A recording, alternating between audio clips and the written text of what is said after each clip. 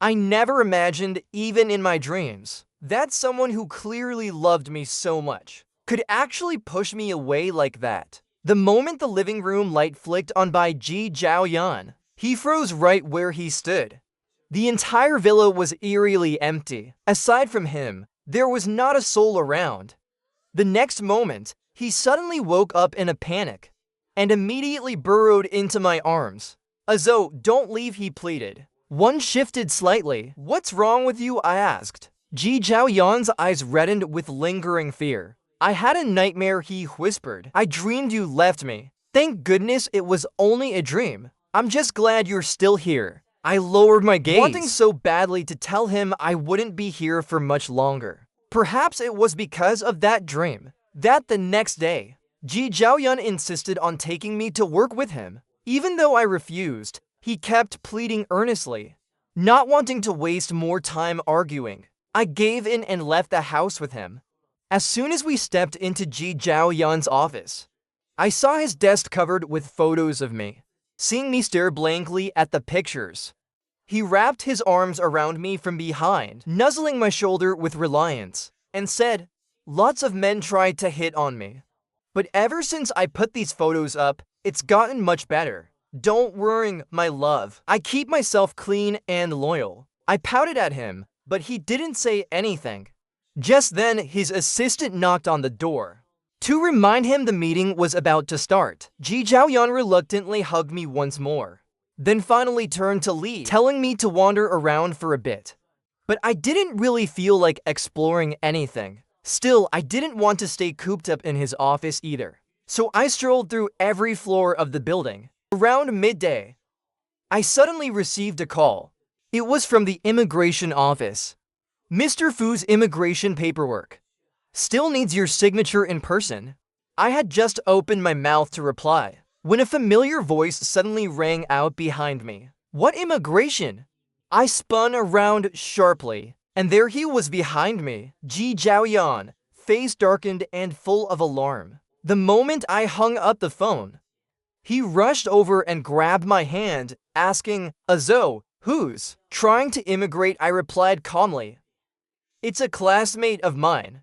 He's planning to move abroad and wanted to see me before he left." Perhaps my face was a little too calm in that moment, because Ji Zhaoyan never suspected I might be lying. Still, he pulled me into a tight embrace. Terrified as he muttered, "I thought it was you." It scared me to death. I tugged at his arm, teasing, "It's just a name. Why are you overreacting like this?" Ji Zhaoyan's heart was pounding wildly, and he explained helplessly, "Azo, you know my family background. 3 generations of military service were not allowed to leave the country." He looked at me, clearly still uneasy, and reminded me again and again, "If I ever wrong you, you can hit me, you can curse me, you can even kill me. Just don't leave the country, because then I'd never be able to find you again. That would hurt more than death." Held tightly in his arms, I simply gave a faint smile. "I understand," I said. Maybe he sensed something, because in the days that followed, Ji Zhaoyan stayed close to me at all times. Even when a friend opened a new club and invited our whole circle for a gathering, he insisted on bringing me along. With him watching me every day like that, I honestly didn't know how to sneak off to the immigration office anyway, so I ended up going with him. The moment we entered the private room, a group of his female friends immediately swarmed over. "Brother-in-law, enjoy yourself today," they said. "We know you like peace and quiet, so we changed all the music to piano pieces and cleared out the whole place. Brother-in-law, come sit here. All the fruit here is washed and sliced." Ji Zhaoyan looked at them amused and couldn't help but raise his brows. "Since when did you all become so good at buttering people up? Everyone knows brother-in-law is Sister Zhaoyan's favorite, but ever since she got a husband, she's forgotten all about her sisters, and now we're all just bitter about it. We had no choice but to help Sister Zhaoyan praise him to the heavens together." The entire room instantly erupted into laughter. Just when the atmosphere was at its peak, a tall figure suddenly walked in. It was Song Jinian, The manager quickly stepped forward to stop him and said, "Sorry, sir.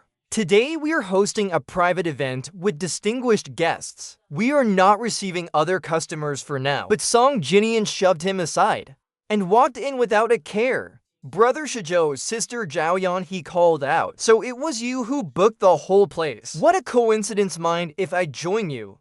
Without waiting for anyone's response, he came straight over and sat down beside me. Then under the dim lighting, he took Ji Zhaoyan's hand and slipped it inside his shirt.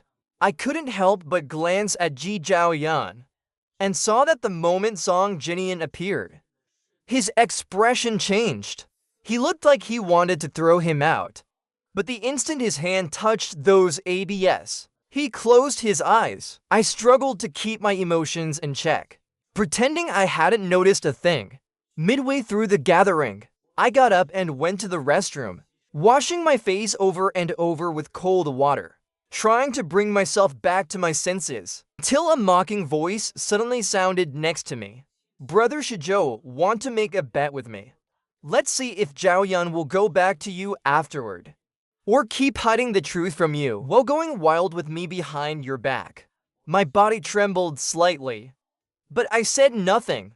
I shook the water from my hands and returned to the private room. Not long after, Song Jinian walked in too, but as he passed by Ji Zhaoyan, he subtly tapped his phone. Ji Zhaoyan glanced at it, and that one short line made his face suddenly change. He casually tossed his phone into his bag, then abruptly stood up and said as though, "I need to step out to make a call. You stay here for now, I'll be right back." He didn't wait for me to respond, just hurriedly got up and left. And before long, Song Jinian also made an excuse and left. Watching the two of them disappear, I fought to steady my breathing, but the pain in my chest felt like a blade, cutting again and again, mercilessly soaking my heart in grief. The pain was overwhelming, and all I could think about was dragging Ji Zhaoyan into the depths of hell with me to make him suffer even more. As night slowly crept in, the Ji Zhaoyan who had said he'd be right back in the afternoon still hadn't returned. Everyone in the room began to feel awkward. They exchanged silent glances, but I didn't say anything. I just quietly walked out of the private room. A group of them politely saw me to the car, but the moment I got in, I realized I had forgotten my wallet. Just as I was about to head back to retrieve it, I heard a long sigh coming from inside the room. Finally got brother-in-law out of here. If he'd stayed any longer, I definitely would have blown our cover. I honestly don't know how Zhaoyan manages to act so perfectly in front of her husband without slipping up. My feet froze to the ground, but their voices hadn't stopped. Zhaoyan and Song Jinian are still going at it. It's been how long now? Nearly 5 hours, right? What's the rush? But honestly, they're way too bold, hooking up right next door like that. I even heard sounds halfway through. Good thing I cranked up the music, so brother-in-law wouldn't find out. You don't even know how nervous I was. What's there to be nervous about? Do it a few more times like I have and you'll get used to it. I turned and walked away. So it turns out everyone knew, and I was the only one left in the dark. All those so-called good sisters of his treated me politely on the surface, but secretly helped Ji Zhaoyan cover his tracks. I walked alone to the Yiling bureau, signed the papers in utter disgrace, and then went home alone once more. 3 days passed, and Ji Zhaoyan still didn't come back. Instead, I got a call from Song Jinian. His smug voice came through the phone. "Brother Shijo, I've got great news for you. Zhaoyan is pregnant. She's going to be a mother, and I'm the father of the child. I've been taking care of her these past few days. I've been treating her with such tenderness and care. I carry her when she gets out of bed, and I even feed her by hand. Oh right, the doctor said we can sleep together again after 3 months." She was so happy. That night, I had her in bed again and again. Over and over, I couldn't get enough. And now that she's pregnant, we don't even need protection. I was even more unstoppable. I kept coming back for her all night long. We tried dozens of positions, Even though it exhausted her, it felt amazing. I loved every second of it. Oops, I went on a bit too long. Brother Shijo, you're not mad, are you? I didn't say a word. I didn't ask anything either. I just quietly pressed the record button. Ji Zhaoyan, I can't wait to see how you'll feel when you hear this recording. On my birthday, Ji Zhaoyan spared no expense. He booked the most luxurious hotel in the entire city just to throw me a birthday party. The extravagance of the banquet left every guest in awe and full of envy. Even Ji Zhaoyan's group of close girlfriends had carefully prepared gifts for me, but I couldn't bring myself to care. After what happened last time, I had completely lost any fondness for Ji Zhaoyan and his circle of friends. But none of them seemed to notice. Soon it was time to cut the cake and make a wish. Ji Zhaoyan wrapped an arm around me and asked, Azo, it's your birthday today. Do you have a wish? If it were before, I would have shaken my head and said no.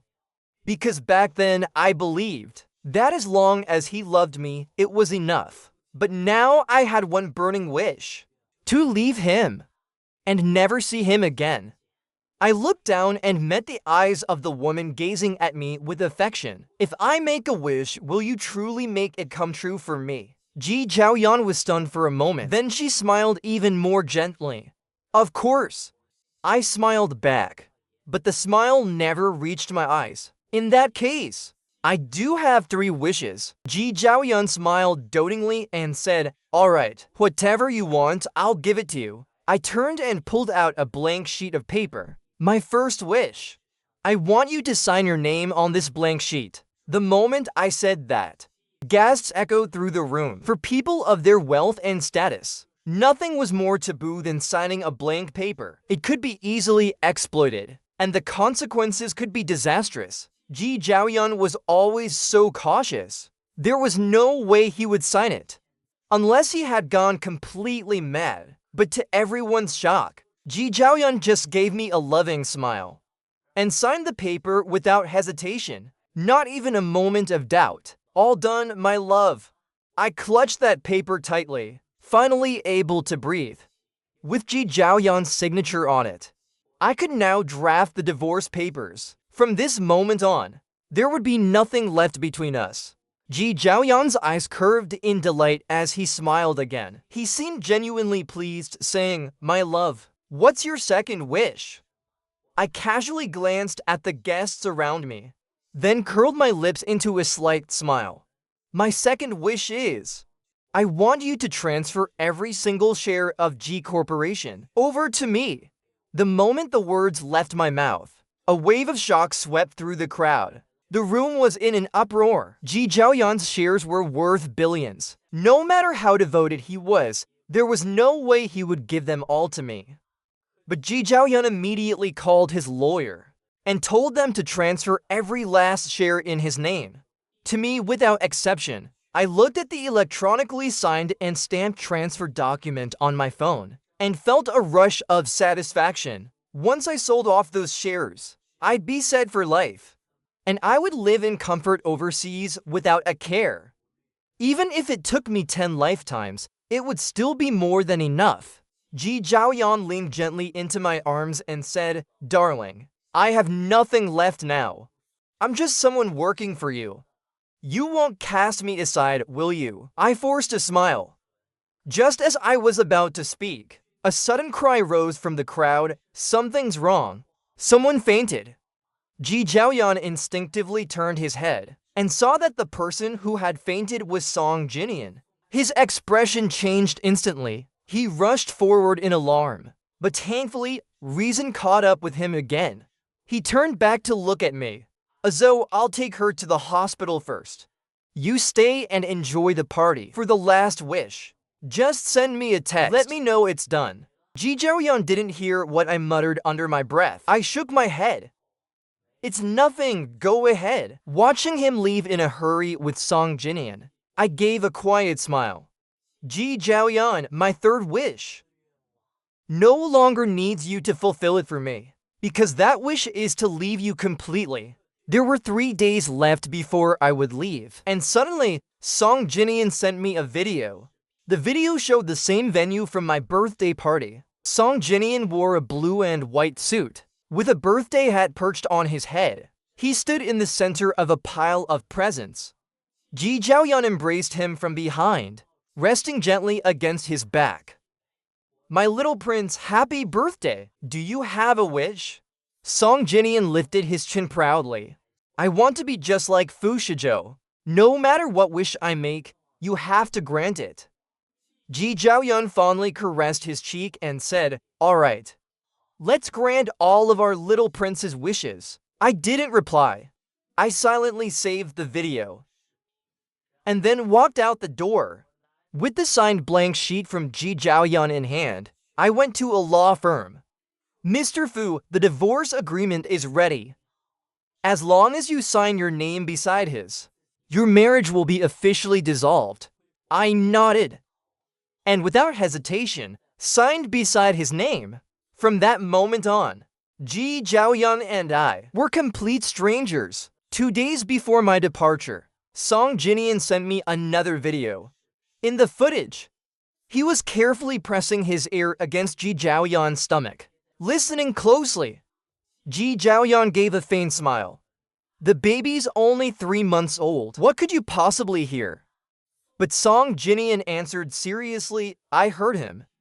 He called me daddy." Ji Zhaoyan burst into joyful laughter and slowly pulled down the hem of his nightdress. "The baby can't speak yet. But if you want to hear something, I can make sure you hear plenty, daddy." In that instant, Song Jinian's throat trembled with desire. He turned and pinned her to the bed. Still, I didn't respond. I simply called my lawyer and sold all the shares Ji Zhaoyan had given me, then made a trip to the bank, withdrew part of the money, and exchanged it for foreign currency. On the day I left, I got up at dawn. There were 3 things I had to do. First, I gathered all the gifts that Ji Zhaoyan had given me over the years, and gave them away for free to the villa's housekeepers. The staff were overjoyed but confused. After all, the gifts were worth a fortune. But I smiled brightly. I'm in a very good mood lately, so I wanted to share my happiness with all of you. You don't need to feel burdened. Just accept them. And don't bother cleaning the villa today. No need to cook either. Don't water the flowers. Take the day off early. Faced with such unexpected kindness, the housekeepers were thrilled. They thanked me profusely, then left the villa with armfuls of gifts. The second thing I did was sort out all the provocative texts, videos, and audio recordings Song Jinian had sent me recently, and had someone print out the messages. I used 1 million drones to scatter them all across the city. I had the video projected onto the central city's advertisement screens, where it played on a continuous loop. I arranged for 10,000 loudspeakers through Louis to broadcast the message over and over again in the plaza. The third thing I did was pack all my luggage, and I placed the divorce certificate neatly on the table. Just then, my phone suddenly rang. It was Ji Zhaoyan calling. His tone remained gentle as he said, "Azo, I'll be done here very soon. Once I finish, I'll come back and keep you company." I asked softly, "That's perfect, I've prepared a surprise for you." Ji Zhaoyan sounded full of anticipation. "Really, darling, what surprise did you prepare for me?" I replied calmly, "Wait until you're back. You'll see it right away. Maybe, if the timing on the road is just right, he'll also see those texts, the videos, and the recordings." Ji Zhaoyan ended the call brimming with excitement. The sun was shining beautifully today. I lifted my suitcase, and without looking back, got into the car headed for the airport. Late that night, Ji Zhaoyan changed into a fresh set of clothes and left the hospital. As he approached the familiar Linjiang villa, his guilt only deepened. He had even called me in the afternoon, saying he would be back tonight to stay with me. But now, it was already this late. He could only imagine how upset I must be, especially since I had even left something on the table, a surprise meant for him. Annoyed, he ran a hand across the steering wheel. Then his eyes drifted to the side, to the apology gift on the passenger seat. A new watch he had instructed his assistant to choose carefully for me. Specifically for his return home. It was the one I had casually mentioned wanting long ago. He thought it could make up for missing my birthday, and for how neglectful he had been recently. Ji Zhaoyun stared at the gift for a long while, until the gates of Linjiang Villa slowly opened. Only then did he snap out of his thoughts. He drove toward the house in a rush, didn't even bother closing the car door, and with the gift in hand, he hurried toward the front door.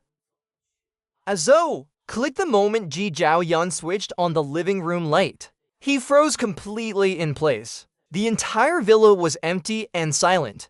There was no one else but him. He could clearly hear the ticking of the wall clock, and the sound of its second hand moving forward, as well as the sudden pounding of his own heartbeat. Ji Zhaoyun stood stunned in the entryway for a long time, before stiffly moving his legs and stepping into the living room.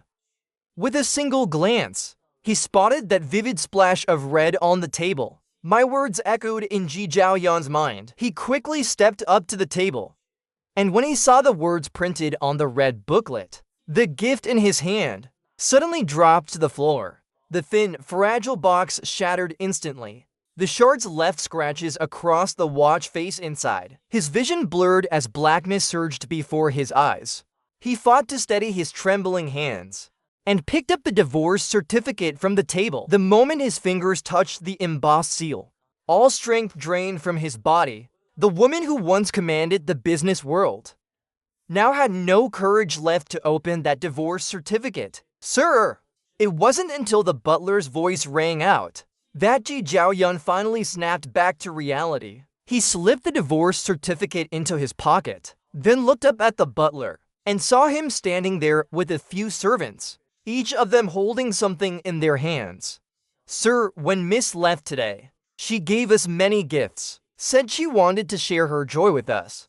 We thought they were too expensive, so we wanted to return them to Miss, but Miss insisted that we accept them. We've been feeling uneasy holding on to them, so we thought we should hand them over to you instead." Ji Zhaoyun could no longer hear a single word. In his eyes, there was only the pile of gifts held by the butler and servants. Each one of them had been meticulously chosen by me. Perhaps they were gifts she had carefully chosen just for me.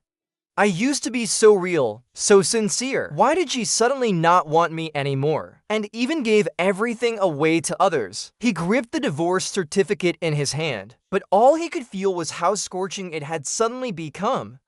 So hot that his hand started trembling uncontrollably. Yet his voice remained eerily calm. Calm that even he couldn't believe it himself. "Mr. Wang, you said she went out today. Do you know where she went? He had to find me.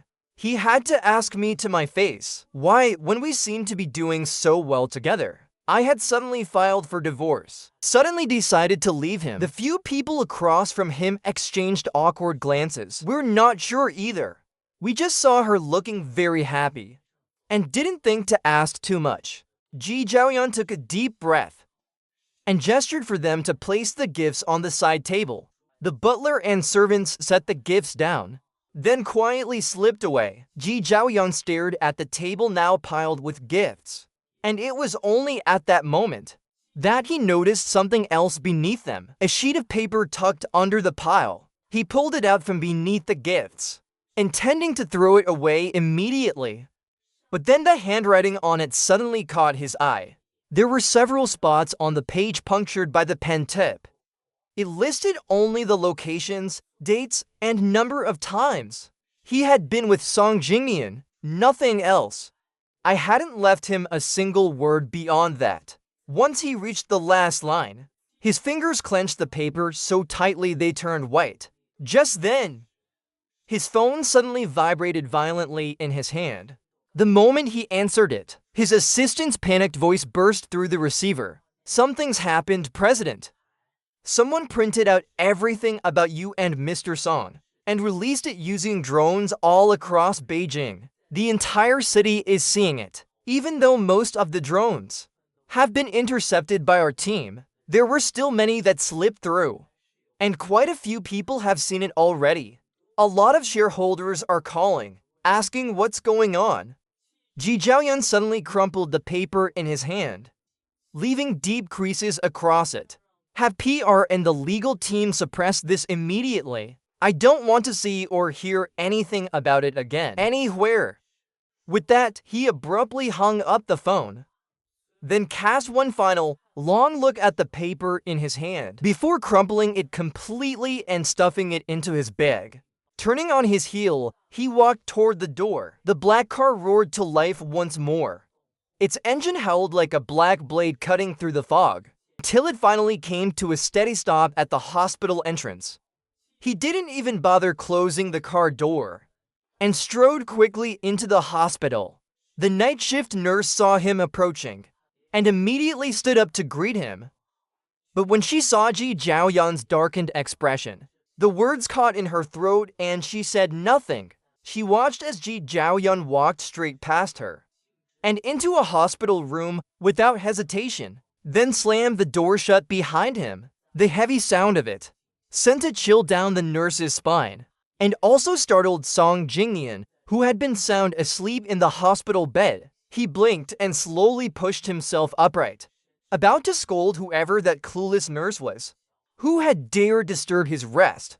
But the moment he saw the woman standing at his bedside, the anger in his eyes melted instantly into delight. "Jiaoyun, what are you doing here?"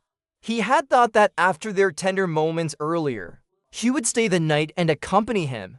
But in the end, she still left, just thinking about how she would be by my side these next few days made his heart twist with a strange sourness. After all, what did being her husband amount to compared to him? He had only just managed to lull himself to sleep. And now, not long after, Ji Jiaoyun had come back to him again.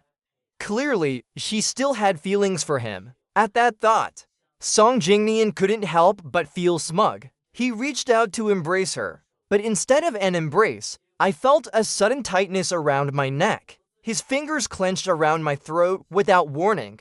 Ji Jiaoyun gripped my neck with fury burning in his usually cold eyes. For someone always so composed, his gaze now brimmed with rage. "I told you I only love Izzo. If you want to keep this thing between us going, it has to remain in the dark. If he ever finds out, then it ends immediately between us." Song Jingyan, where did you get the nerve to go in front of him and provoke him like that? His voice grew colder with every word, and the pressure of his hand grew more brutal. My face turned pale as I struggled and sobbed, trying to explain. Tears streamed down as I choked out my defense. "I didn't, Jiaoyun.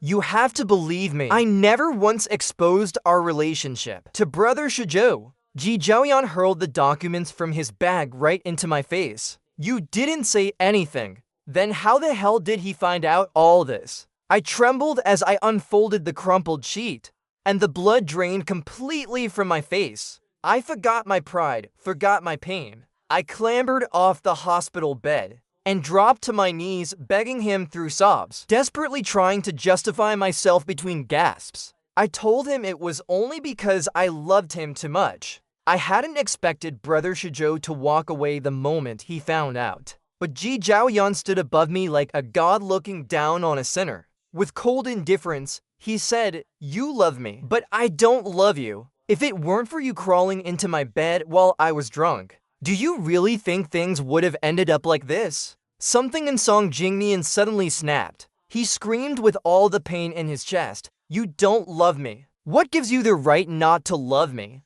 He had given his entire youth to the woman before him. He was even carrying my child in his belly, and yet I didn't love him. As I watched him spiral into madness, Ji Jiaoyun bent down and grabbed his chin, squeezing so hard his jaw almost dislocated. "You think you're worthy of my love?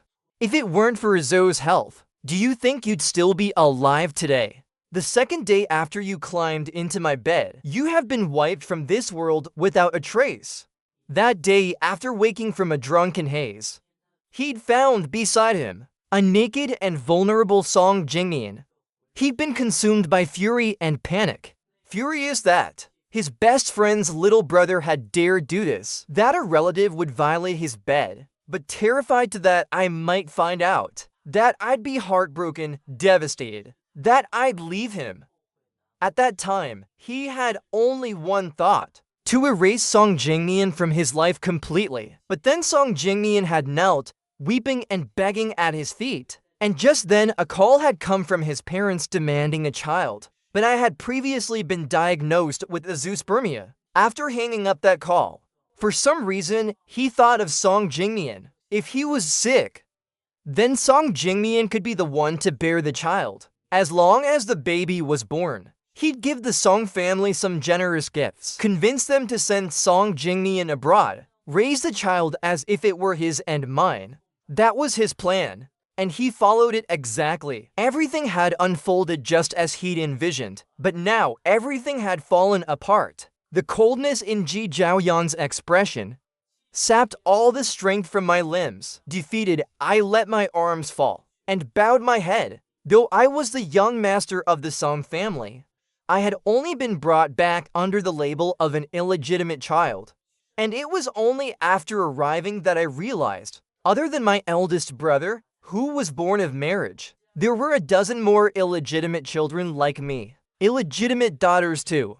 My father spent all day chasing women, while my mother only thought about how to extract more money from my father.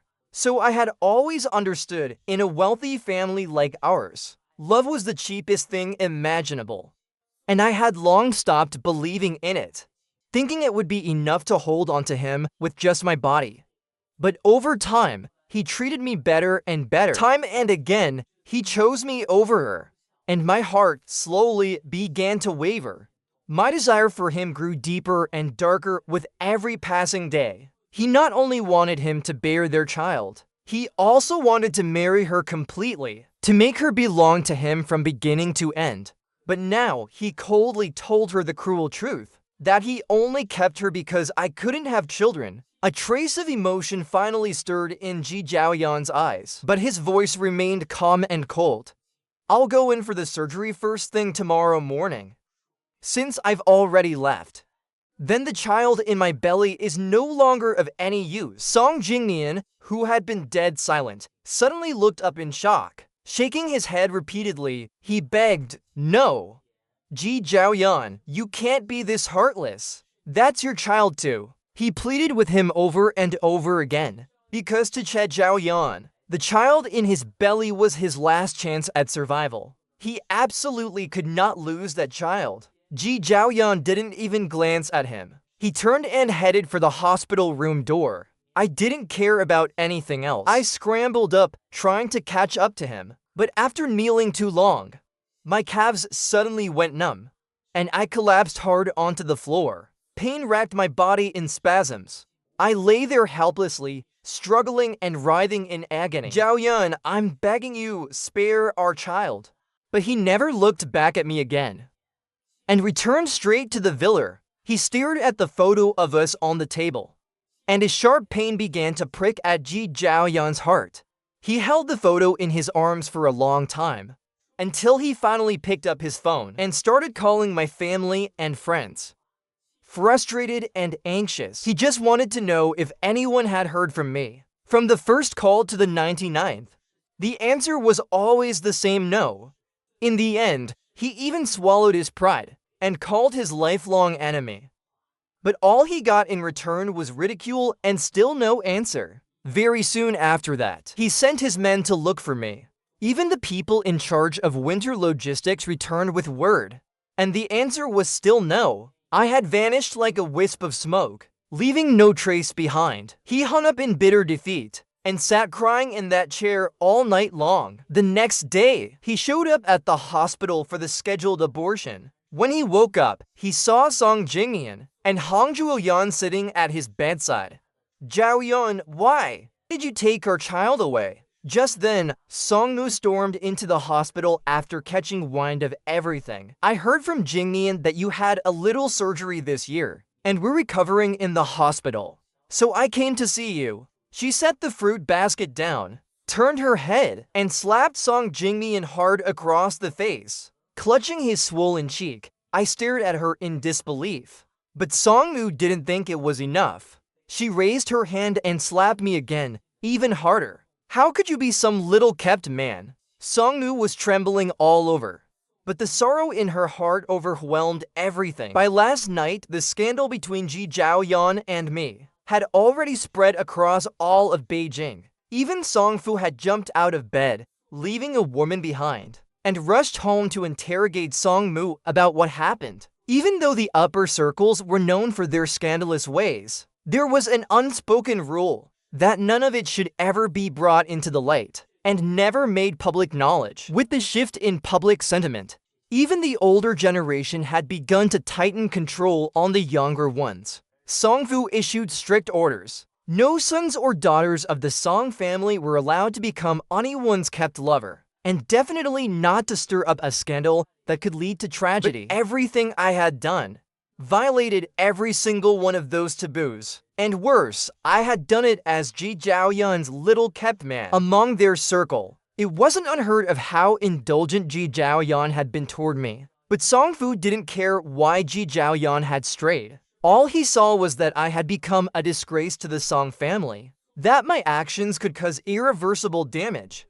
The Song family stocks would fall. My eldest brother's previously secured engagement would be shaken. In a fit of rage, Songfu ignored all of Songmu's desperate pleading and struck my name off the Song family genealogy that very night, severing all ties with me completely and permanently. From that night on, Song Jingnian, had no more connection to the Song family.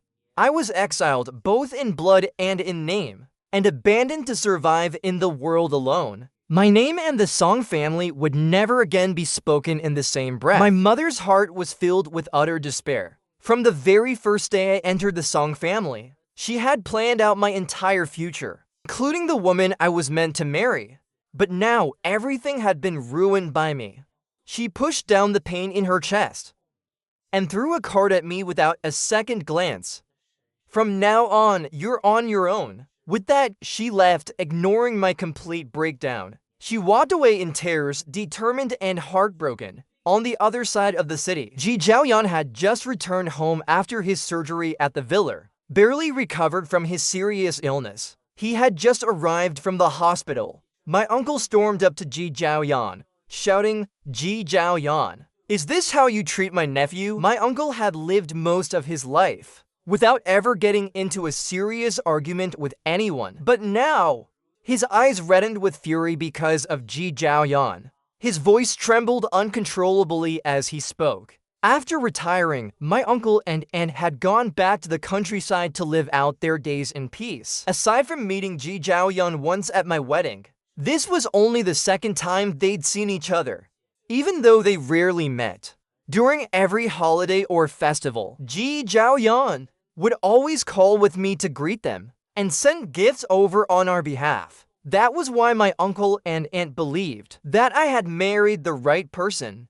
But now, the one they once saw as the perfect match had not only cheated, but also ended up pregnant by another man. How could my uncle possibly swallow this humiliation? After finishing his words, he raised his hand to strike him, but my aunt suddenly stopped him, saying, "Forget it. Let's just go. Right now, what matters most is finding our nephew. As for Ji Zhaoyan, that so-called niece-in-law, let's pretend we never knew him." Only then did my uncle lower his hand and watched coldly as Ji Zhaoyan collapsed to the floor. "From now on, we'll act as if you never existed, and as though never married you either." Ever since learning of my divorce and disappearance, Ji Zhaoyan had been living in a fog.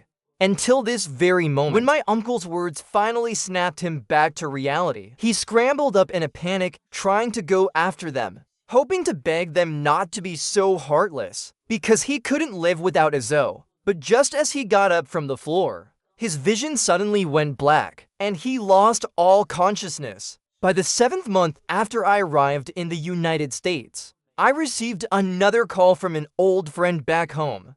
At that point, I was already living a fairly decent life off the money from selling Ji Zhaoyan's shares. My life had become surprisingly comfortable. I had bought a building right on the busiest street in New York. The 3rd floor and up were for my personal use. while the first floor I rented out as a flower shop, and the second floor I leased to a neighbor for their store. My daily routine involved sitting on the balcony, watering plants, sipping coffee, and reading the newspaper. I took a small sip of my coffee and couldn't help but frown. Even after all this time, I still couldn't get used to the bitterness of coffee. Siri! I set the cup down on the small iron table beside me and finally answered the incoming call from my friend. After a few warm greetings, the rest of the conversation was all about Ji Zhaoyan and everything that had happened with Song Jingnian. Ever since Ji Zhaoyan realized I had truly left and exposed his affair with Song Jingnian, he had fallen out with Song Jingnian completely. Not only did he go through with the abortion, but he was also harshly scolded by my uncle and aunt, who then declared they no longer recognized him as part of the family. After that, Ji's family finally got wind of what had happened and rushed to cover everything up with money. But unfortunately, they were a step too late. The scandal spread like autumn wind, sweeping across all of Beijing.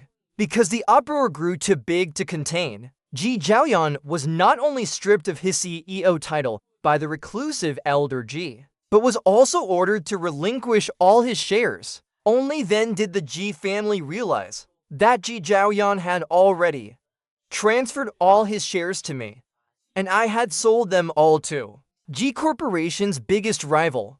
In the end, the Ji family had to pay several times above market value just to buy back those shares. And with that one move, the Ji family not only lost hundreds of billions in assets, but their standing in the financial world also plummeted. If it weren't for stepmother's desperate pleading, Ji Zhaoyan would have been kicked out of the Song family long ago. In the end, because she felt sorry for her daughter, she gave him some of her own shares. With nothing to do at home, Ji Zhaoyan spent his days reminiscing and clutching my photo, calling out my name. As for Song Jingnian, ever since news of him being a kept man came to light, Song Jiayu cut ties with him completely, and the fashion magazine headquarters he worked at also fired him without hesitation. Now, aside from clinging to Ji Zhaoyan and Zhaoyan, he had no other options left. But Ji Zhaoyan no longer had any feelings for him, and the Ji family would never let him through their door again. In the end, with nowhere else to go, he caused a scene on the hospital rooftop, claiming he didn't need to marry into the Ji family, but he had to get the money. Of course, the Ji family had no intention of giving him a cent. So once again, it was Ji Zhaoyan who paid the price. But then, under the guise of asking for money, Song Jingnian drugged Ji Zhaoyan again. Only this time, he wasn't as lucky as before, because Ji Zhaoyan, fully alert, had him sent straight to prison. After hearing all this, I felt nothing inside. After all, Ji Zhaoyan and Song Jingnian were just two people who no longer had anything to do with me. I chatted a bit more with my friend before hanging up the phone, then stretched lazily and walked back toward my room. Early the next morning, I went with a new friend to the opera house to watch a stage play. The tragic love between the lead characters brought many in the audience to tears. But having gone through an even more devastating marriage myself, I couldn't feel the slightest bit moved. Though the play's lovers had been torn apart by war and family pressures, in the end, as old and gray-haired versions of themselves, they still found their way back together. And me, I once married someone I had fallen in love with at first sight. We had once been so inseparable for so many years. But in the end, didn't Ji Zhaoyan still betray me? The marriage I had poured my heart into ended in utter ruin, leaving me completely disillusioned with love ever since. That night, I sat in a chair, sipping coffee and scrolling through my phone. The bitter taste of the coffee filled my throat. Just as my brows were about to furrow, my phone suddenly vibrated. After answering the call, my expression changed. It was a call from the village chief, from my uncle's village. He told me with difficulty that ever since my aunt learned about what Ji Zhaoyan had done, she had fallen gravely ill. My uncle was taking care of her day and night, while still teaching the village children. He hoped I could come back and visit them if I had the time. After hanging up, my eyes began to sting with emotion. Growing up, aside from my parents, the people who treated me best were uncle and aunt. Even after I went abroad these past few months, they often called me, telling me to take care of my health, to look after myself well. But they always kept their worries to themselves. If it hadn't been for the village chief's call, I feared I might have remained in the dark for who knows how long. With that thought, I immediately called the housekeeper and asked him to book me the earliest flight back to China for the next day. As I got up and headed into the walk-in closet to pack, when my uncle and aunt saw me suddenly appear before them in the countryside, they were both shocked and overjoyed, quickly pulling me into the house and seating me on the couch in the main room. "Aren't you doing well in America? What made you come back so suddenly?" I placed the gift I had brought on the table and said with a smile, "I just wanted to come back and see you both." Aunt let out a sigh, saying, "You silly child. Coming back like this must have cost a fortune." Seeing the worrying in her eyes, I felt a gentle warmth rise in my heart. I grabbed Aunt's hand. I told her I'd heard her health hadn't been great these past few months, and just in time, I said I'd take them to a hospital in the capital for a checkup tomorrow, and waved her hand repeatedly and insisted she was fine. She said we shouldn't waste money like that, but as she spoke, her eyes turned red with emotion. She kept saying she was sorry to me. She said if she had known what kind of person Ji Jiaoyan would become, she would never have let me marry her. No matter what, I had long stopped being angry about all that, and I never blamed uncle or aunt. After all, I had known for a long time that Song Jingnian didn't like me. From the moment he first laid eyes on Ji Jiaoyan, he had challenged me openly, calling out to my cousin from the Western Zhou. He said, "Do you believe she be mine in the end?" There was such a burning desire to win in Song Jingnian's eyes, but I hadn't taken it to heart at all. Back then, Ji Jiaoyan loved me so deeply. Even if the whole world were to cheat, Ji Jiaoyan would never betray me. But reality slapped me hard in the face. Still, I insisted on taking uncle and aunt to the hospital in the capital for the tests. Aunt's condition wasn't too good. The doctor recommended she stay in the hospital for a few days for observation. So that very day, I arranged for her to be admitted into a VIP ward to make it easier to care for her. Not only did I hire a caregiver to help out, I also had someone rent a courtyard house near the hospital, so that uncle, after taking care of aunt, could have a place to rest. Uncle and aunt saw all this and felt pain in their hearts. They secretly tried to give me money, but I secretly returned it again, so they didn't say much more after that. That evening, after speaking with the caregiver, I decided to step outside to make a phone call to ask someone in Swickingyuan to pack for meals and deliver them to the hospital. But just as I stepped into the hallway, a nurse's startled shout rang out ahead, "Make way." A critically ill patient was about to go into surgery. Hearing this, everyone in the hallway quickly pressed themselves against the walls to let them pass. I saw a stretcher being pushed at high speed by a group of nurses and doctors, speeding straight down the hallway. And the moment I saw who was on the stretcher, my whole body froze. It was Ji Jiaoyan. If I hadn't spent 5 years living side by side with Ji Jiaoyan, I might not have recognized him just now, because the Ji Jiaoyan now was completely different from before. His thin face had no trace of color. His entire body reeked of alcohol, so much so that others instinctively raised their hands to cover their noses. I dug my nails into my palm, just about to keep walking, when I heard people nearby whispering, soft voices saying, "Did I just see that right? That was Ji Jiaoyan. How did he end up like this?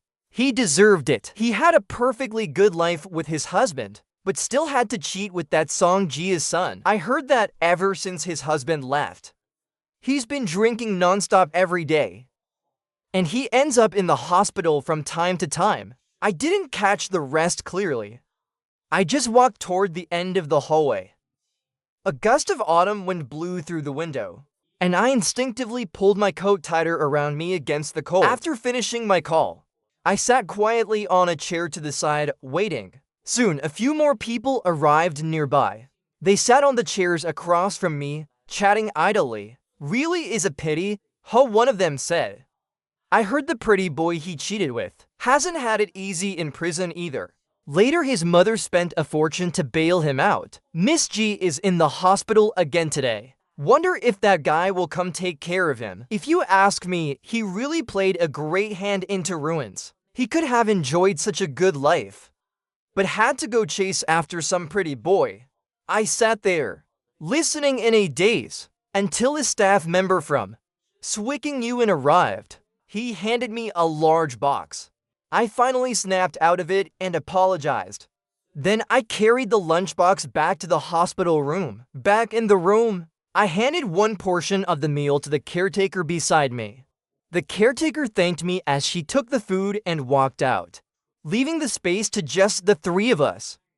While we ate, I couldn't focus because of what I had just heard. He scolded me while adding food to my bowl, both angry and concerned. "Joe, what's wrong with you?" he asked. I snapped back to reality and quickly smiled, saying it was nothing. I was just thinking, now that Ji Jiaoyan is in this hospital, if Uncle and Aunt happened to run into him, Aunt would probably fall ill again from the rage.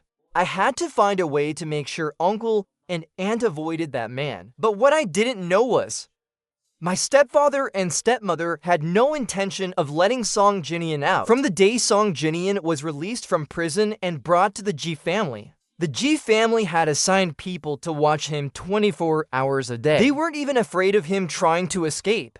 After all, the Ji family's connections stretched across all of Beijing. Where could he possibly run to? The only reason they didn't take him to the hospital where young Master Ji was because they knew their daughter loathed Song Jinian. If Ji Jiaoyan found out that Song Jinian had been released from prison, wouldn't he be desperate enough to try to take his own life again? And Song Jinian never even thought about running. After experiencing prison, he learned his lesson. He knew clearly that the only reason he was released was because of his past relationship with Ji Jiaoyan. The Ji family promised, as long as he behaved and humored Ji Jiaoyan a little, then the enormous compensation fees from before could be written off entirely. So now, whatever the Ji family asked him to do, he would and could only obediently comply.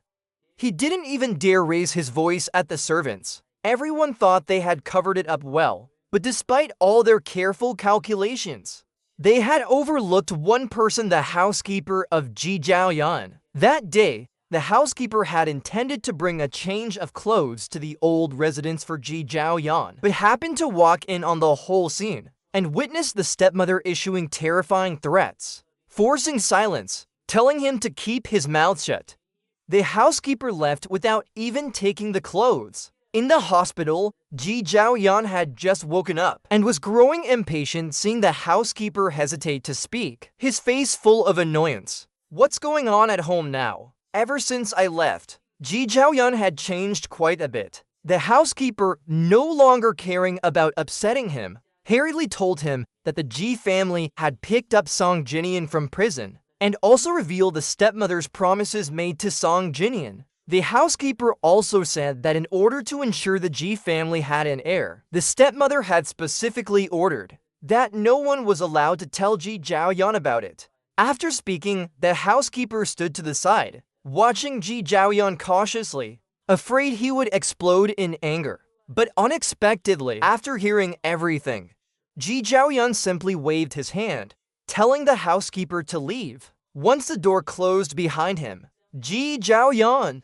casually tossed the orange in his hand to the side, then lay back on the bed, staring blankly at the ceiling. If only none of those things had ever happened. He covered his face in despair and let out a bitter laugh. But those things did. Now he didn't even know where I was. How could he possibly have a child? That night, as the nurse came to change his dressing, he was all alone. She couldn't help but urge him to find someone to take care of him. The nurse mentioned a patient in a VIP room downstairs whose husband cared for her personally.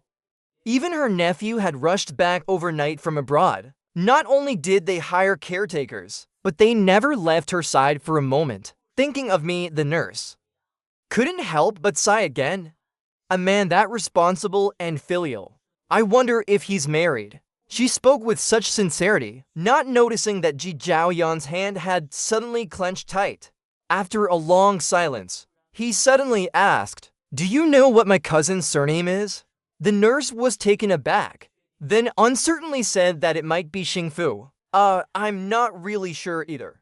After speaking, the nurse pushed the cart and left the room, but the second the door closed behind her, Ji Zhaoyan got out of bed immediately, threw on his shoes and rushed out. The closer he got to my aunt's ward, the more agitated Ji Zhaoyan's heart became. It had to be me. He hadn't paid attention to the nurse's first few lines. Ji Zhaoyan didn't care at all, nor did he listen carefully, until the nurse mentioned my appearance, said there was a tear mole near the corner of my eye. Only then did suspicion rise in Ji Zhaoyan's heart. Among all the people he knew, I was the only one with such a mark. From that moment on, jealousy began to burn in him, and when the nurse said that the nephew's name was Xingfu, he finally confirmed that it was me. I had returned, and I was so close to him.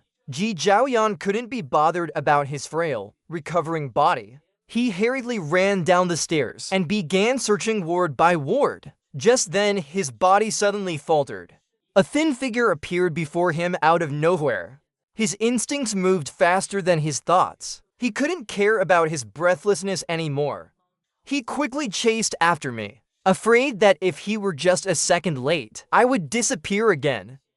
From afar, I heard that familiar voice, and my hand, which was about to shut the ward door tightly, froze. I turned around on instinct and saw Ji Zhaoyan striding toward me. Without a moment's hesitation, I turned and ran down the stairs. I didn't have time to think about anything else, like how Ji Zhaoyan had found out I was here. Right now, he was the last person I wanted to see. I didn't care about anything else and dashed out of the hospital, flagged down a random taxi on the street. "Driver, hurry." At that very moment, Ji Zhaoyan caught up as well. He knocked on the car window from outside. "Azo, listen to me. I beg you, please don't go." I ignored him completely and urged the driver to drive faster. The car sped away right in front of him. Instinctively, Ji Zhaoyan tried to give chase, but his stomach suddenly twisted violently. The pain made him double over, clutching his abdomen. Just then, a voice rang out. It was my uncle, who had just arrived to take over my hospital shift. When he saw this scene, anger surged in him. "How dare you still come looking for Azo?" Already weakened by the stomach pain, Ji Zhaoyan collapsed straight to the ground, completely unconscious. His face was deathly pale. He reached out, trying to grab something, but my uncle didn't even spare him a glance. He turned away coldly and left. "Don't ever let me see you again." After this incident, my uncle and aunt were furious and distressed. They were angry that Ji Zhaoyan, after all this time, still had the audacity to come looking for me. And they were heartbroken that even after escaping Ji Zhaoyan, because of my aunt's hospitalization, I was dragged back into his mess again. My aunt became so anxious, she wanted to be discharged right then and return to the countryside, so I could return to America as soon as possible. It scared me so much I kept stopping her from getting up. Only after much persuasion did she give up that idea. From the very first day I returned to the capital, I knew I would run into Ji Zhaoyan sooner or later. After all, this city belonged to the Ji family. As long as Ji Zhaoyan wanted, he could have come after me the moment my plane landed, and he probably did. I remembered that day when Ji Zhaoyan was banging on the taxi window, pleading with me. I couldn't help but sigh in my heart. What explanation could possibly make things right? Everything I needed to say, everything I had to do was written in that letter. If he truly understood it, he wouldn't have come looking for me, but Ji Zhaoyan had finally found me again. How could he possibly give up so easily? There were so many things he wanted to say to me. He wanted to explain everything between him and Song Jinian, to make it all clear that he never loved Song Jinian, that he only ever wanted me. But since that day, I had been avoiding him like the plague. He waited outside my aunt's hospital room for several days. Aside from facing my uncles and aunt's cold stares and the whispers of strangers, he didn't even catch a glimpse of me. That night, Ji Zhaoyan was waiting again until deep into the night. But after not seeing any sign of me for so long, he rubbed his hands against the cold. Just as he was about to stand up and leave, a tall and composed figure slowly appeared at the end of the hallway, gracefully walking toward him. Ji Zhaoyan's eyes, which had grown dim, suddenly lit up. Azo! I froze where I stood and looked at him coldly, then walked past him without a word and closed the ward door. My aunt had been transferred to another room earlier that morning, but we had left a few things behind in the original room. I had planned to come back and retrieve them late at night. I hadn't expected him to still be here waiting. It wasn't until the sound of the door closing echoed that Ji Zhaoyan finally snapped out of it. He quickly patted the closed door in front of him. I know you can hear me. Please, I'm begging you to listen. Let me explain. Alright, I didn't mean to keep this from you. Back then, he climbed into my bed while I was drunk. I had planned to deal with him right away. But then my parents called, urging me to have a child. I didn't want to see you hurt any longer. So I just... Perhaps Ji Zhaoyan felt too ashamed to finish his sentence, and the rest of his words caught in his throat. But we both understood. Even with just a door between us, I leaned against it from the inside, my eyes filled with bitter mockery. The day I learned of his betrayal, it hurt so much I could barely breathe. And yet, there were so many better ways he could have handled it. But he chose the worst, most humiliating one. Even if he had paid Song Jinian off and sent him away that very night, that man still shared his bed once. With his possessiveness, wouldn't he have ended up secretly seeking out Song Jinian again anyway? The only real solution would have been to draw the line clearly that very night. In truth, even before Song Jinian climbed into his bed, his attitude towards Song Jinian had already begun to shift. In the past, I was the only man he ever mentioned, but gradually he started talking more and more about Song Jinian. Now that I think about it, Song Jinian throwing himself at him only gave him a justified excuse to cheat without guilt. I shut my eyes in pain. No matter how Ji Zhaoyan pleaded from outside the door, I refused to answer. The hands of the wall clock turned again and again, and still he begged endlessly outside, as if he needed an answer from me before he would finally give up. His broken voice didn't just stir my frustration.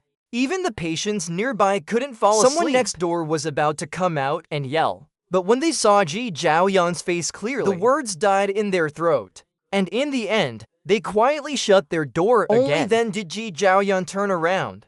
Just as he was about to speak again, the ward door suddenly swung open from the inside. Azo! The joyful smile on her face froze the moment she saw the coldness in my eyes. Ji Zhaoyan! Everything I needed to say, I already said that day. You claimed to love me, said you only slept with Song Jinian for my sake. But every time after that, wasn't it always you who made the first move? I saw every one of your encounters with him, even heard them. I dug my nails deep into my palms. Though so much time had passed, the memory of Ji Zhaoyan entangled with Song Jinian still left a bitter taste I couldn't swallow. Still made me feel sick. Filth is filth. Stop trying to excuse yourself. What we had ended completely. The day you cheated, I looked away, no longer willing to look at him, clutching what I came for. I turned to leave, but Ji Zhaoyan panicked and tried to grab my hand. No, it's not like that. I'm not dirty as though if you think I am. I'll go wash right now. I'll clean myself up. Please don't say things like it's over between us. Alright. I yanked my restrained hand free from his grip and let out a cold, mocking laugh. Then you should have never cheated in the first place. You were the one I loved, but you still chose to betray me. Ji Zhaoyan, why did you have to cheat? Why did you choose to be with another man? Every time I needed you the most, you were tangled in bed with someone else. And after all that, you still had the nerve to say you loved me. My voice remained calm, but every word was a blade, driving straight into his heart. Pressed by my relentless words, Ji Zhaoyan stumbled back and slammed against the wall. He had no place left to run. The blood drained completely from his face. He opened his mouth, but no words came out. I abruptly stepped back and let the mockery fade from my lips. Ji Zhaoyan, if I could choose again, I'd rather never have met you. Then I wouldn't have been hurt by you again and again. Wouldn't have suffered for so long. I looked at him and saw the pain written in his eyes. He tried explaining everything, but compared to the fact that he cheated, his words felt pathetically weak. All they did was add to the joke. They served no other purpose. I stared at him quietly, my eyes utterly indifferent. Only after Ji Zhaoyan finally finished speaking did I calmly open my mouth. Are you done explaining?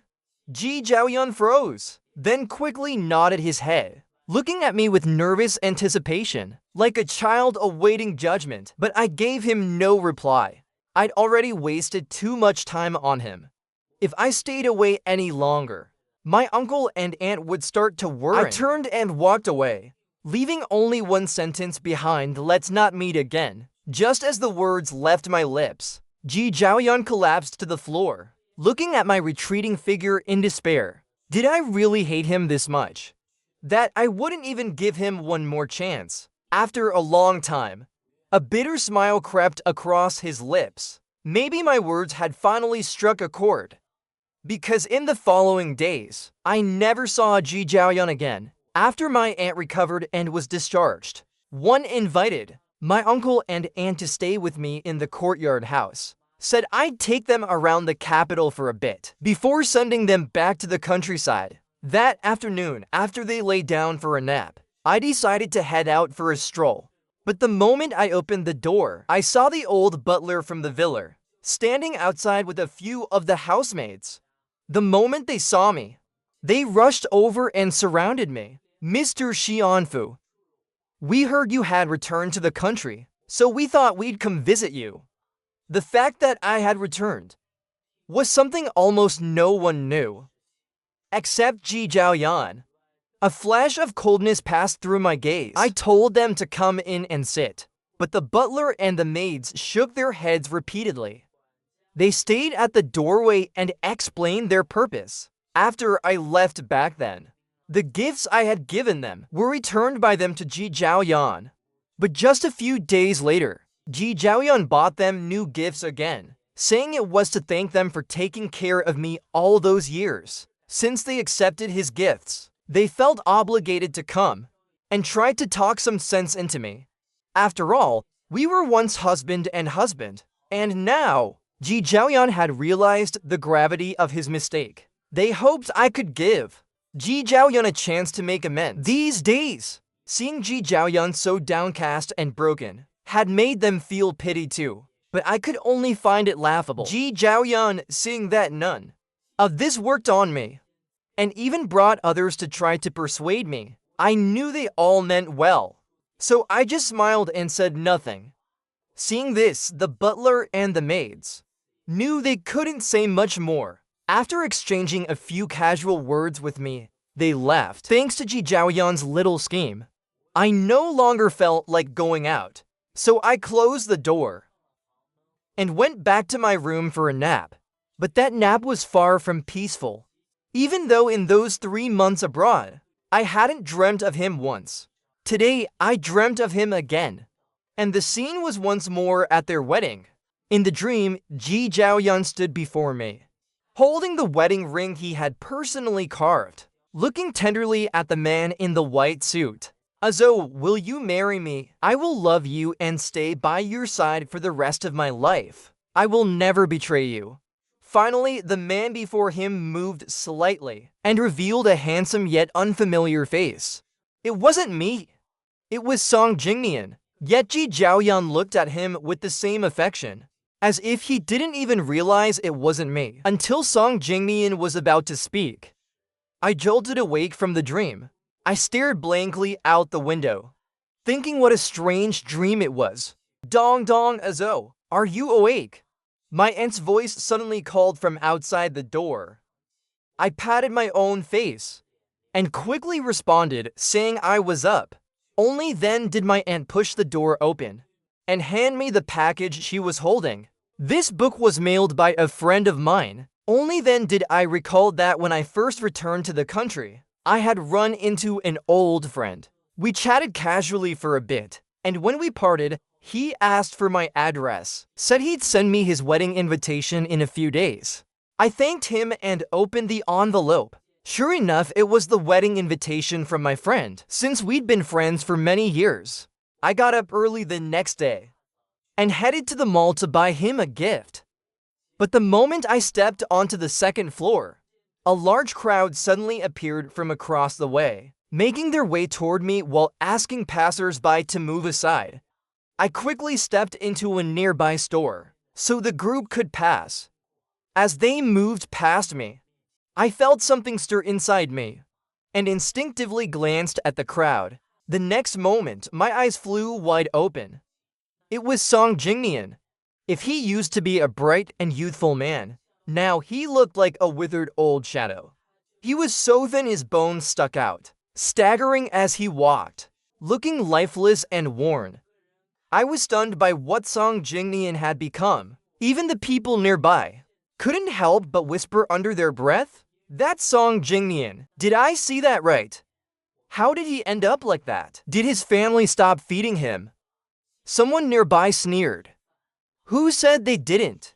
I heard from my sister, who works at the G family, that the Chef family practically tries to spoon-feed him every meal. But after all the awful things he did, he has no blessings left.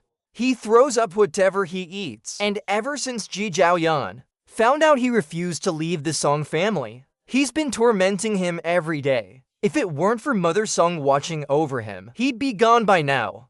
Now that he looks truly miserable, they finally let him out for some air. I pushed down the mixed feelings in my chest and turned toward another store. Everyone had thought Song Jingnian would live a better life once the Song family got him out of prison. But clearly, that wasn't the case. Even going out for a breather required a full-time escort, like some kind of supervised parole. But I felt no pity for Song Jingnian. Everything now was the consequence of his own actions. I stopped thinking about it and focused on choosing the right gift for my friend's wedding.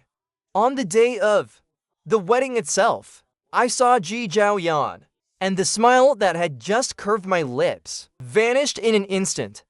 Just then, the ceremony had come to an end. I hadn't even touched the meal. I asked someone nearby to convey my regards to the groom and got up to leave the venue. Only then did I remember that today's groom was not only my old friend, but also Ji Zhaoyan's college classmate. Seeing me walk out, Ji Zhaoyan couldn't care about anything else and immediately chased after me. Azo, Ji Zhaoyan grabbed my hand tightly. Azo, the question you asked me last time, I can finally give you an answer now. Back then, I only thought of protecting you because I couldn't bear to see you suffer. So I let Song Jingnian take your place. The reason I treated him well was only out of fear for the child's well-being. Since you don't like Song Jingnian, I'll get rid of him, alright. I promise I'll never make another mistake again, okay? After he finished saying all that, he looked at me with such hope in his eyes, as if all I needed to do was not. And he could immediately erase Song Jingnian from this world like he was nothing. I looked at the man in front of me, disappointment darkening my gaze. He had said so much, but placed the blame for his betrayal on me, claiming he only did it out of concern for my health. So he used Song Jingnian as a stand-in.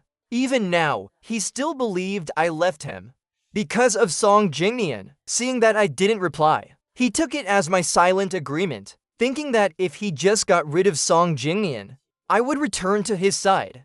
His excitement only grew, to the point where he leaned in impulsively to kiss me. But before he could touch me, my slap landed hard across his face. Ji Zhaoyan, have you completely lost your mind? It was only now that I realized. When it came to this failed marriage, Ji Zhaoyan had never once looked inward for the reason. He still naively believed that removing the problem would bring me back to him, when in truth, the biggest problem had always been him. Thinking of the Ji Zhaoyan from the past, now becoming someone who would harm others, my voice was laced with disappointment. How did you end up like this? Why don't you ever ask yourself if you're the problem? Ji Zhaoyan held his slapped cheek. He stood stunned for a while before forcing a bitter smile and saying, "Yes, I've lost my mind. Ever since the day you left, I've had nightmares every single night. In my dreams, you leave me again and again in every possible way. You abandon me and I'm losing my mind from it all. Now, if there's any way to win you back, even if it kills me, I'll do it." After saying that, he no longer looked at me. He turned and disappeared into the pouring rain. No matter how loudly I shouted his name, Ji Zhaoyan never once stopped walking. What a madman! Later, I heard Ji Zhaoyan, in his desperation to win me back, had someone break Song Jingnian's legs and dumped him in a remote countryside village without his limbs. Song Jingnian spiraled into madness. When Ji Zhaoyan realized Song Jingnian was no longer useful, his stepmother abandoned the plan altogether. She gave Song Jingnian a sum of money and never mentioned him again. In that rural village, clutching his bank card, Song Jingnian finally couldn't hold it in any longer. He broke down. Everything was gone. The Song family didn't want him. Ji Zhaoyan didn't want him. What was the point of his existence in this world? He collapsed into a mess, and not a single person came to comfort him or pity him. Even when the people nearby heard Song Jingnian's pitiful and hopeless cries, they only rolled their eyes silently. But before the eye rolls had even finished, a slender figure suddenly appeared in front of him. Startled, the man quickly bowed and backed away. "Miss Ji!" Ji Zhaoyan didn't even glance at him. She stood directly before Song Jingnian's door and waited until the crying softened before pushing the door open and stepping inside. Song Jingnian looked at her, stunned at first, but in the blink of an eye, hatred filled his eyes. "Ji Zhaoyan, are you satisfied now? I became like this all because of you. Now I have nothing left." Staring at Song Jingnian's twisted expression, Ji Zhaoyan let out a cold laugh. "Satisfied? I think it's still too mild. The thought of him being played like a fool by such a man and causing me to leave him sparked a wave of fury in her heart. She suddenly stepped forward and grabbed his chin. Her voice was as cold as winter frost. "You should be grateful you're still alive right now. Your real suffering hasn't even begun yet." Hatred in Song Jingnian's eyes was quickly drowned by terror. During those days in the Ji household, he had come to fully understand Ji Zhaoyan's ruthless ways, even with guards sent by his stepmother watching him around the clock. Ji Zhaoyan's men still found ways to sneak in and frame him. If not for his sheer luck, he would have died long ago without a trace. Sensing the trembling in her grasp, Ji Zhaoyan sneered to herself in silence. If I didn't dislike making mistakes, Song Jingnian wouldn't be alive right now.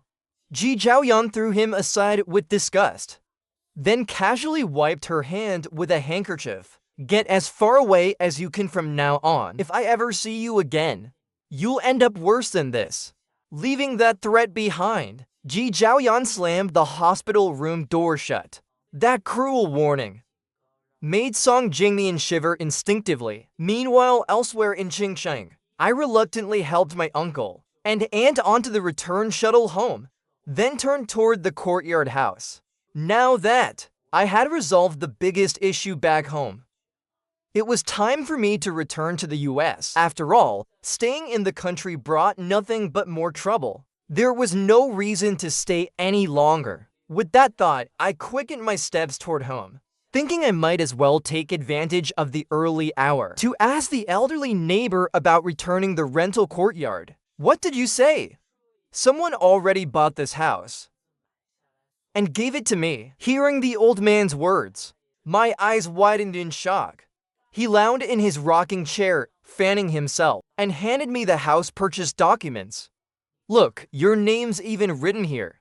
Following his words, I saw my own name, clearly printed in the corner of the document. Seeing that familiar handwriting, I furrowed my brow. Just as I was about to say something, the old man pointed his fan toward the door.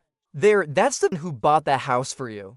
I lifted my head to look. A familiar figure stood at the doorway, backlit by the sun, gazing at me with the same gentle expression as years ago. Azu, Ji Zhaoyan. What do you think you're doing? I apologized to the old man and dragged Ji Zhaoyan outside. I never asked you to do something like this. A flicker of pain crossed Ji Zhaoyan's eyes. He tried to hold me, but I shoved him off instantly. Azu, that was my way of making it up to you. I've already dealt with the biggest issue between us. Song Jingmian is gone. He'll never come back to bother me again. So can you please give me one more chance? I shook my head.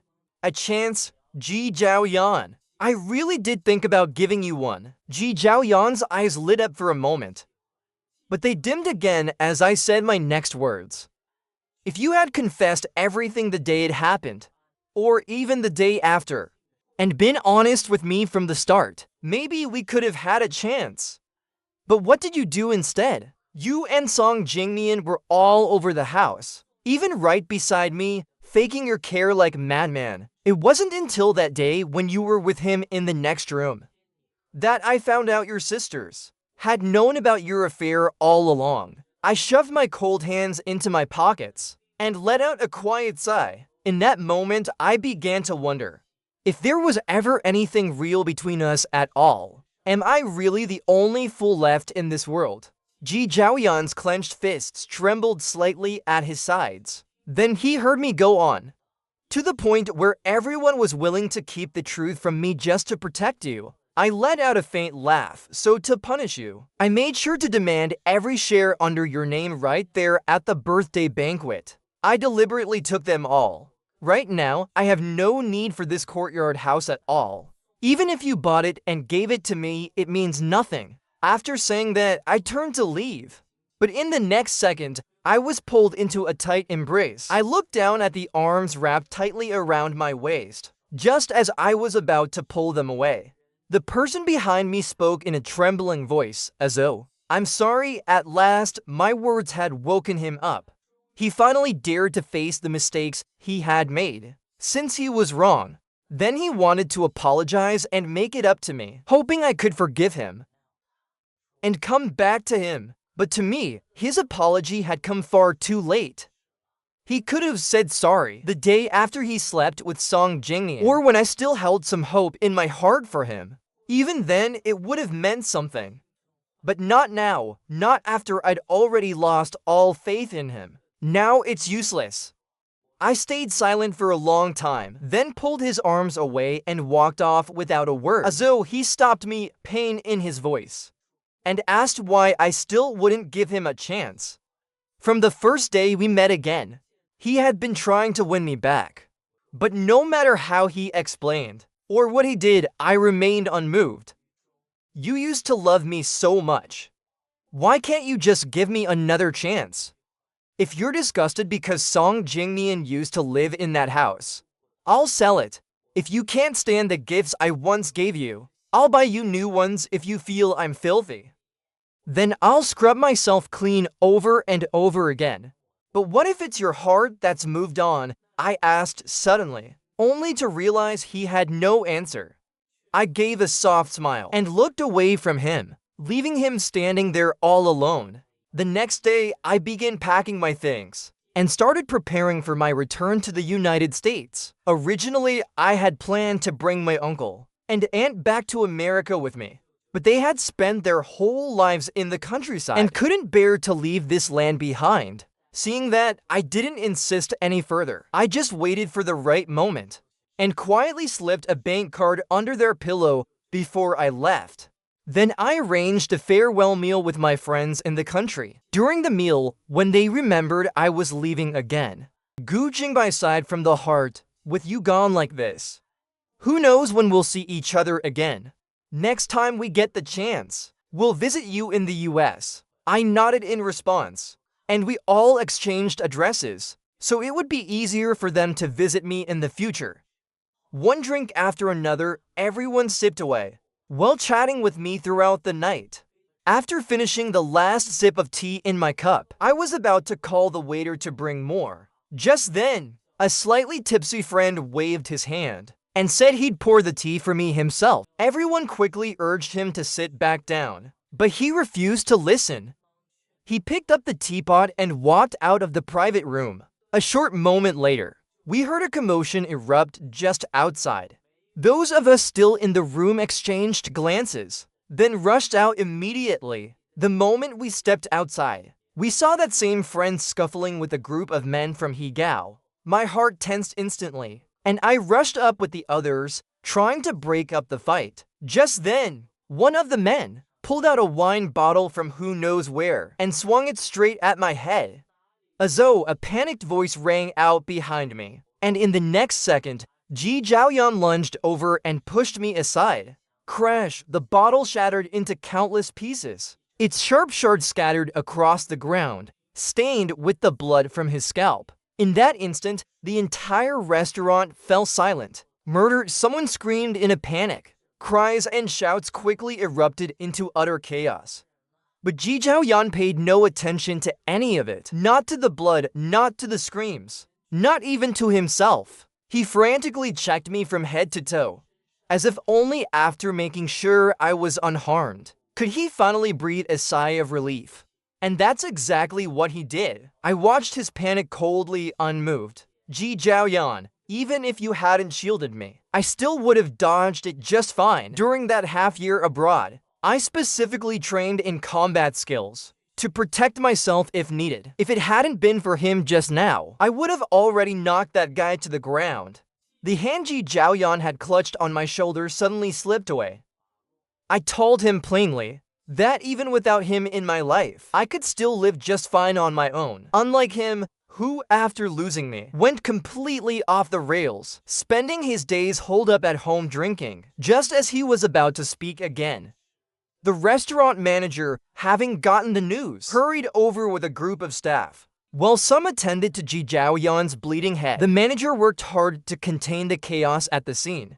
But Ji Zhaoyan stood there unmoving, still trying to reach out and take my hand. I shoved his hand away without hesitation, and was about to help a few friends take the drunk guy to the hospital. But one of my friends quickly stepped in to stop me, saying this meal today was originally meant as a farewell for me. None of them expected it to end like this. They already felt terrible enough. How could they bear to trouble me further? While saying this, that friend nudged lightly, telling me to head back and pack my things soon. I had nothing more to say to that, so I turned and made my way toward the exit, as though Ji Zhaoyan had been watching me the whole time. And when he heard my friend say I should hurry home to pack, a flash of panic hit him hard. He suddenly grabbed my hand as though, "Where are you going with your suitcase again?" After someone had treated the bleeding on Ji Zhaoyan's forehead, all that was left was a jagged, ugly wound, paired with the panic in his eyes beneath it. He looked both pitiful and ridiculous. I didn't answer him. I only tried to pull my hand back from his grasp. But no matter how hard I struggled, I couldn't break free. He kept asking, "Where exactly are you going?" Ji Zhaoyan's voice even started to shake. But I remained as cold as ever, as though I finally looked up at the man before me. Completely indifferent, "Tell me, what does where I'm to do with you?" While Ji Zhaoyan stood frozen for a second, I seized the moment and yanked my hand away, walking straight toward the door, as though he called out again, trying to chase after me. But the next second, a sudden, violent force slammed into him.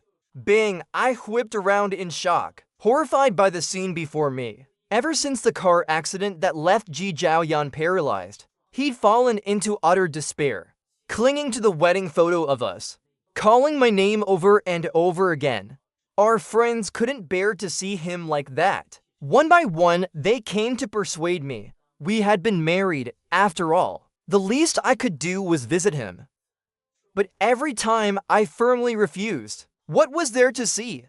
The feelings between Ji Zhaoyan and me had long since ended. In the end, all anyone could do was sigh and leave. That day, after sending off another person, who had come to persuade me to visit Ji Zhaoyan in the hospital, I was just about to close the door when a woman in her middle age called out from a distance, "Wait a moment!" I looked up to find my stepmother standing there, her eyes full of weariness and sorrow. I poured a cup of hot tea and handed it to her. She thanked me, and after taking a small sip, finally revealed why she had come. She still hoped I would visit Ji Zhaoyan in the hospital, seeing the trace of pleading in her eyes.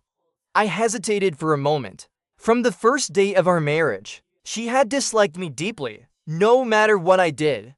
My former mother-in-law always found something to criticize, and her gaze toward me had always been cold as ice. This was the first time I had ever seen that look in her eyes. I saw that kind of rope with my own eyes. My grip on the teacup tightened slightly, but I still uttered an apology.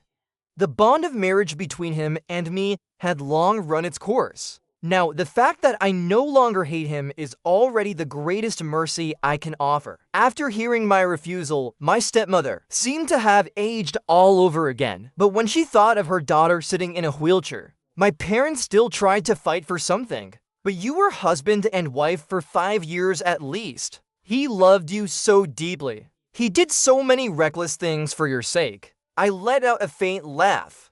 But what difference does love make now? Didn't he still cheat on me in the end? Not only did he hide it from me, even that group of his so-called sisters kept it from me. Perhaps you were hiding it from me too. Back then, when the photo drone incident blew up, it caused such a huge commotion. I refused to believe my stepmother didn't know. Sure enough, her expression faltered slightly. Ever since I married Ji Zhaoyan, my parents had urged us to have children as soon as possible. But one of us couldn't conceive due to health issues, and the other was so blinded by love for her husband that she didn't care. So every time my stepmother looked at me in anger, her heart must have been full of bitterness. Naturally, she never showed me a pleasant face. So, when she found out that Ji Zhaoyan had gotten Song Jingnian pregnant, my stepmother had already thrown all manners aside and forgotten that infidelity was an utterly shameful act in the Ji family. Even if my stepfather threw tantrums at her daily because of it, even if I was quietly drowning in sorrow every single day, my stepmother never cared. After all, nothing was more important than her grandson. Seeing that reaction from my stepmother, a trace of mockery flickered in my eyes. If you support your own daughter's affair, then why come here to persuade someone like me, who is utterly disappointed in Ji Zhaoyan, a person who has already given up on him? Madam Che, I hope you'll go back and tell him he's not just torturing himself, he's torturing me too. Was the pain he caused me before still not enough for him?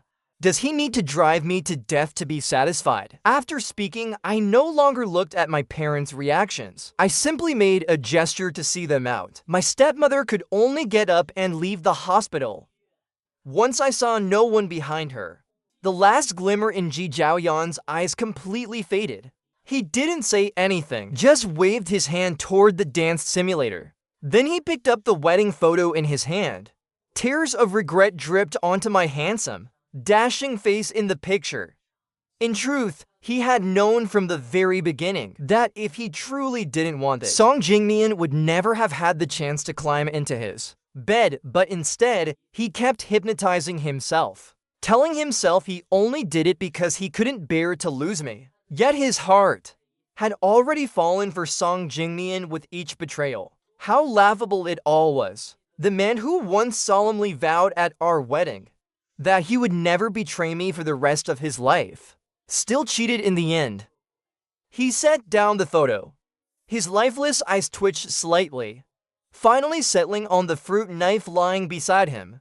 That day, I asked him what he would do if his heart truly gave out. Now, he could finally give me his answer. That was to kill himself on the night of his death. A nurse doing her rounds let out a panic scream upon seeing the bloody scene in the ward. Her scream echoed in the corridor. My stepmother, approaching from afar, heard the nurse's shriek and dropped the thermos she was carrying to the ground. She frantically pushed aside the nurse frozen in the doorway. And when she saw the scene inside the ward clearly, her legs gave out completely, and she collapsed onto the floor in an instant. Inside the hospital room, Ji Zhaoyan lay in bed as if nothing had changed, except there was a fruit knife plunged deep into his chest. When I received word of Ji Zhaoyan's death, I stood frozen on the spot for a long time, until a tear slipped from the corner of my eye. Only then did I finally snap out of it. I reached out and wiped away that tear. I didn't say a word, just picked up my suitcase and walked toward the door. After boarding the plane, I turned my head and looked out the window one last time. At this city of Beijing, a place I will never return to for the rest of my life,